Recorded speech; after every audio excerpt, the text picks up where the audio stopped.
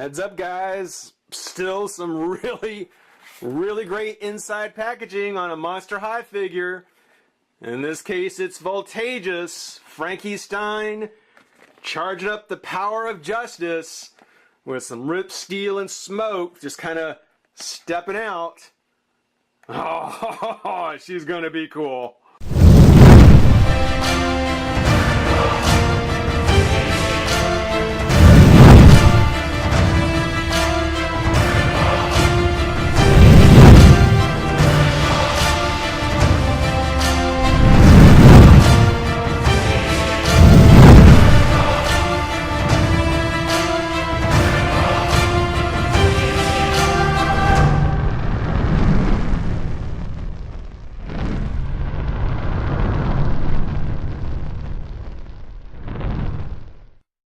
Hey, friends and revolutionaries! Moving on to the next in the, well, Monster High, the Target exclusive Monster High Power Ghoul series. We're taking a look at Miss FRANKINSTEIN, or as Holt might call her, Miss Frankie Feinstein, as Voltagous. Voltagous. Kind of fitting for Frankie for a couple of reasons. Of course, FRANKINSTEIN being the daughter of Frankenstein. The whole electrical neck bolt kind of things. Ongoing joke for the character. Kind of a running joke for the character. But on top of that, Voltagous, kind of a catchphrase for her. So she was trying to keep the identity secret. Might not have been the best idea to use something she says all the time. You know, Voltagous, great name for a hero or a heroine, your alter ego. Just might give it away a bit that you say it all the time. But still cool. Still cool. I like what they've done. I like what they did. And just like with the others, just like with the other twos that we've seen so far, both Wonder Wolf, I'm going to say that wrong every time, and the Power Ghoul, Miss Voltagous, Miss FRANKINSTEIN, comes in the great, well, the usual Monster High packaging with a great card insert of her kind of around the smoking clouds, the rubble, kind of the remnants of the events that took place as they're reported in the Gory Gazette. Voltagous Rex Robot. And boo could this be? Boo could that be? I'm going to keep it covered. I'm not going to give it away. I'm not going to give away who it is because she's been trouble for the Power Ghouls so far, and I don't want to give her away. Or at least I'll say this. Well, I won't give it away. I won't give it away. Yeah, for the Power Ghouls. As I mentioned when I started, I wanted to start from the easier ones, the ones that were going to be a lot easier to find, into some of the more difficult ones. Now, we've done the Wonder Wolf and the Power Ghoul, still available on Target shelves. You can still pick, at least where I'm at, you can still pick up Claudine. You can still pick up Spectra as their Power Ghoul counterparts. Voltagous, the FRANKINSTEIN, and the Torali, not so much. From what I understand, they got released at the same time, and they came and went. They came and went. They were gone. And even though I had to pick both of mine up on eBay, I had to get both on eBay, about 2 weeks after I got my Voltagous, I went to a different Target store, and they had her. They had Voltagous. Didn't spend that much more. It was mostly shipping, a couple of dollars more. So I got a good deal on them on eBay, but they did have Voltagous at the store. So depending on where you're at, again, plenty of Claudines, plenty of Spectras. They may even still have a few Frankies, because I saw one. I didn't see Torali anywhere. So you may have to eBay her, you may have to Amazon her, but Frankie, maybe. Maybe. But as I said, typical Monster High packaging, this time in the blue. Of course, the lightning color, that blue electrical kind of color, the whole theme going on with Frankie here. The picture, again, there she is, kind of busting into the, let's find out. Where is she busting into? Let's find out. The city, the hulk of a giant mechanical werecat, was still sparking this morning as cleanup crews tried to figure out how to remove it from the abandoned field next to the power plant. We knew Catastrophe was planning something big, but we had no idea it was going to be 7 stories big, said Voltagous. Newest member of the Power Ghouls, said Voltagous, newest member of the Power Ghouls. Bear with me here. While she may be new to the team, she displayed the quick thinking and actions of a veteran last night in stopping the mechanical menace. 2 Monster High students, Heath Burns and Deuce Gorgon, were eyewitnesses to the confrontation of the machine and monster. Me and Deuce had, no, I can't do Heath's voice. Okay, I can't do Heath. Me and Deuce had just finished going over some sweet jumps on our bikes when the thing came walking out of the trees, said the still excited Burns. The boys said it appeared that the robot was headed straight toward the power plant when Voltagous flashed onto the scene. It was like she came out of nowhere and then the fight was on, said Gorgon. Well, hold on. Okay, that's Deuce. This is Deuce. So for Deuce, it's rewrite. Dude, it was like she came out of nowhere and then the fight was on. That's more like how Deuce might say it. Workers of the power plant reported that Voltagous seemed to be drawing power straight from the transformers and throwing it at the robot. That's just cool. She was pulling so much power we had to increase the output to keep it up, but the robot just kept coming, said one of the workers. Finally, witnesses said Voltagous flew straight into the robot, grabbed hold. Dude, it was like, this must still be Deuce. Dude, it was like the biggest lightning storm ever, and then it seemed like Voltagous just pulled the plug, causing them to stop in his tracks, and it went down hard, bro, said Gorgon. Yeah, there you go. Dude. Deuce says dude all the time. You know, dude, come on. The other Power Ghouls soon arrived and determined that the robot had been controlled remotely, said Miss Deadfast said they were in the dark as to the motive, which is a place. Start over. Miss Deadfast said they were in the dark as to the motive, which is a place many more would have been sitting if not for Voltagous. Miss Deadfast, Ghoulia, the Ghoulia Yelps SDCC figure. She is the one that I did not get. I have not gotten. I don't know if I'll ever get. She is super expensive. But, from what I understand, she was the first of the Power Ghouls, which we'll get a chance to take a look at the rest of them here. But for now, let's pop Frankie out of the pack. Let's get a look at Voltagous and have some fun. Be right back. All right, we've got Voltagous out of her pack. And unfortunately off that really nice cart too. But that's the idea. We want her to get her loose, get her out of the pack, and she's standing on her own. I was really surprised I was able to get this to stand on her own. Normally I don't even bother, but in this case I'm kind of happy I did, because the base that she comes with, it's not the standard, it's not the usual Monster High base with kind of the hip clip or the waist clip, and then got the Monster High spider web kind of base thing. Instead, this is more the 2-piece kind of cradle that came with the Ghouls Alive. And this has the kind of the bow skull head with the acrylic rod, and then this cradle that actually kind of goes. Well, I'm not a fan of these. I'm not a fan of these kind of bases, or these kind of clips. I'm glad that we don't see these nearly as much anymore. I'm hoping we don't see them at all anymore. But actually, I think we said it with. I think Caddy had this kind of base. But I'm hopefully she's the last one. I'm really hoping we don't see this kind of base anymore. I'm really not a fan of it. But she stands up on her own. She stands on her own. Whether or not I'll get her to do that again, I have no idea. But if not, I do have one of these as a backup. I've got one of these here as a backup. But getting a look at Voltagous, getting a look at Frankie, she's cool. She is very, very cool.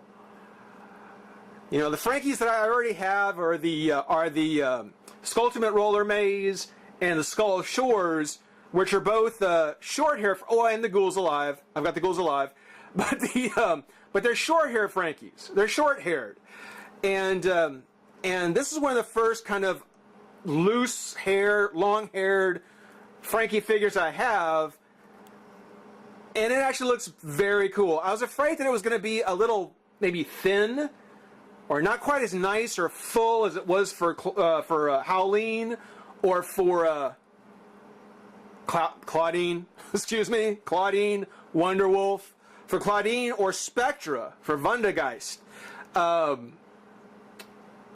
Ghoul, Polterghoul. See, I knew I'm going to mess her up. I knew I'm going to mess Spectra up. Polterghoul.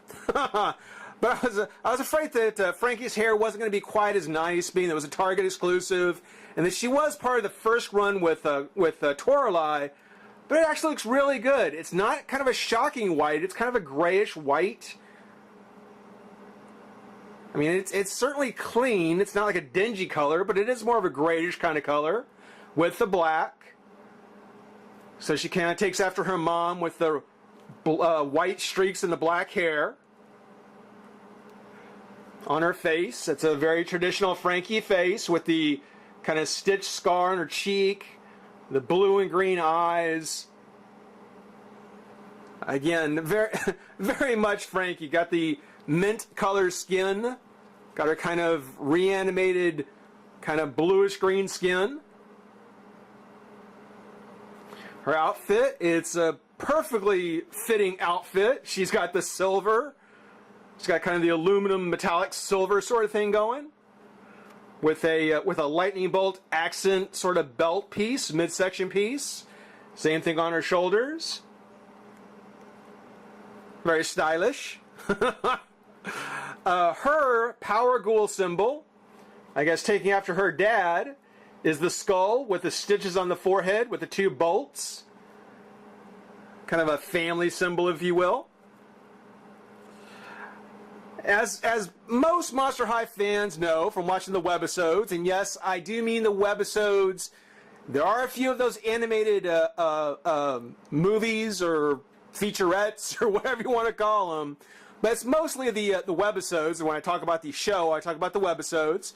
But for anybody who's watched it, the ongoing joke with Frankie is, of course, her bolts, her positive and negative bolts on her neck. And you can kind of see there a line where her neck is kind of stitched on. But there's always the sparks that come off her neck whenever she's nervous or excited or something's happening. And it's always usually followed by her saying Voltagous. So, I guess that's taking this to the extreme. But they basically take the bolts from her neck. Right there you see the two bolts. And just like with Spectra's cape, it kind of flares out in the two different directions, to the left and right. I guess, and then the one little piece sticking down here. Now, like Spectra, it doesn't actually connect to her hand. It's not like a cape. But if you kind of think that this is kind of a constant flow of sparks streaking out, it's kind of a nifty idea. It's kind of nifty. If it had been kind of a translucent yellow, that would have been very cool. Really gives the feeling that it's kind of like sparking electricity coming off. But it works for me. I know what they're trying to go for. She's got the blue headband, again with the electrical sparks coming off the side and over the top of her head. Her earrings have the same kind of lightning bolt theme. And in her boots, she's got the kind of, the turquoise blue with the silver, with the blue trim at the top, and then on the sole. The heel... Monster High heels always have something. Cleo might have like a cat, like an Egyptian cat. Ghoulia might have like a book or something like that. Here we have Frankie with like a transformer, with electrical transformer, with lightning sparking off of that. That would have been very cool if they had taken this yellow, the yellow that would have been in her cape, and just brought it down here that was sparking off the back of her boot. That would have been cool. But of course, you know, Frankie, she's got all her stitches. Arm, forearm, forearm again. They're on her leg. Her boots are a little loose. I mean, Spectra's were almost impossible to get off. But with Frankie, yeah, it's a little pull. Come right off. And again, there's the stitching on her leg there. And you can see just slips into that cut in the back of the boot. Take the other one off. There's the stitching on her ankle.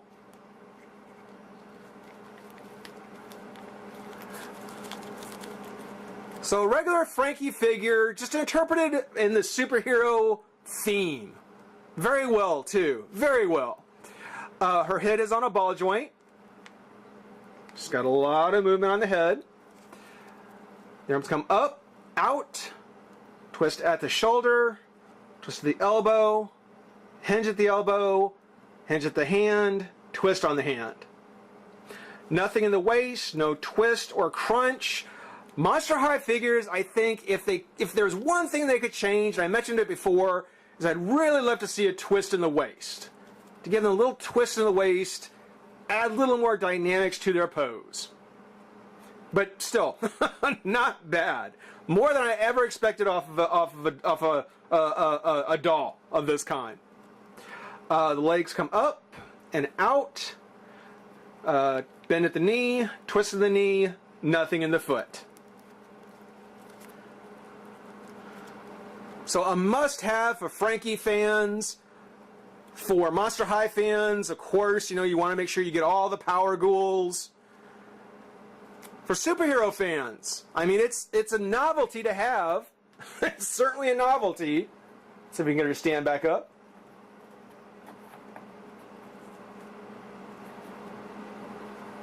Probably not. Nope. Nope.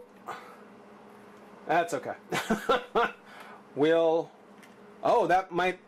would explain why she doesn't come with the base. Her cape, hold on just a second. Aha! Aha! Turns out, the design on her cape, of course, as I mentioned, it kind of sprouts out from the back of her neck here. The cape kind of keeps this kind of base from really working. I guess it kind of does, and if you can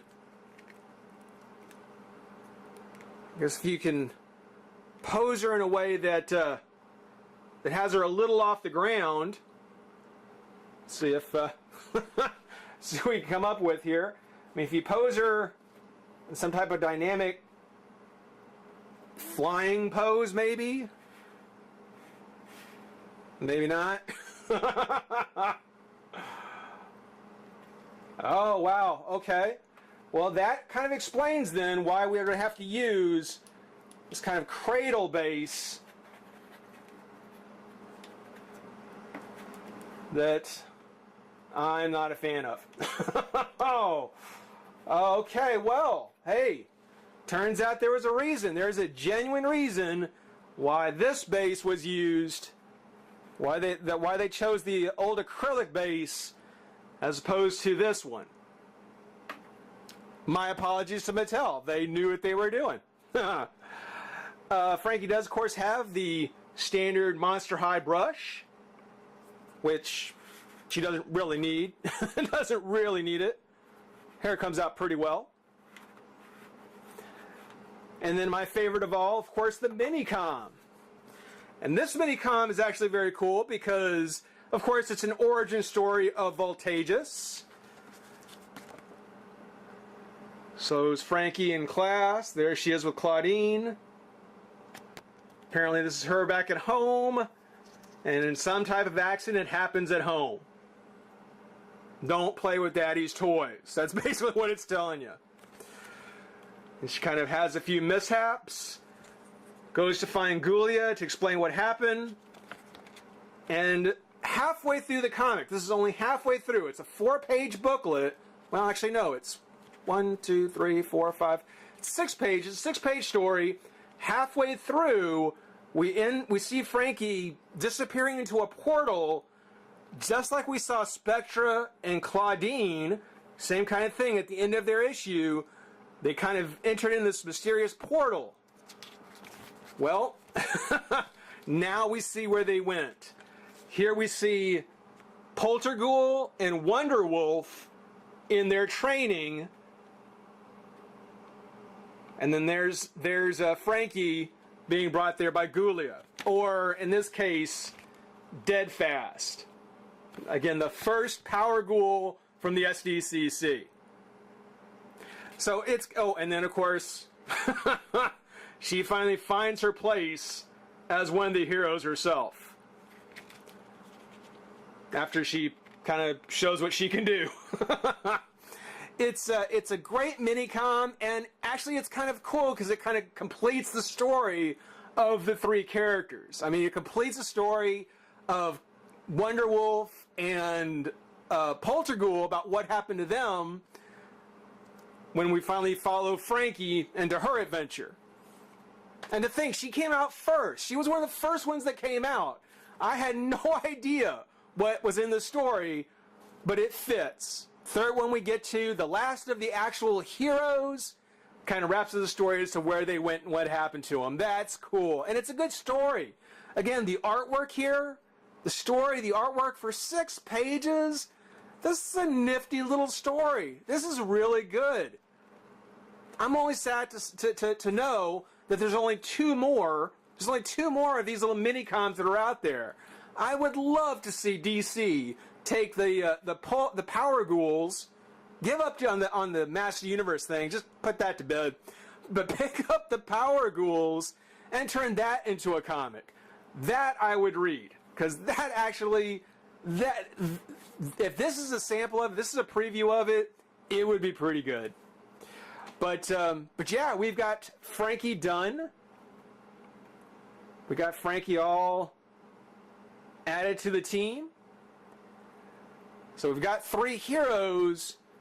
We just need a villain. And I think Toralei is going to do a pretty good job once we get to her. So for now, I hope everyone enjoyed watching. Rate, comment, subscribe, join the revolution. We'll see you soon.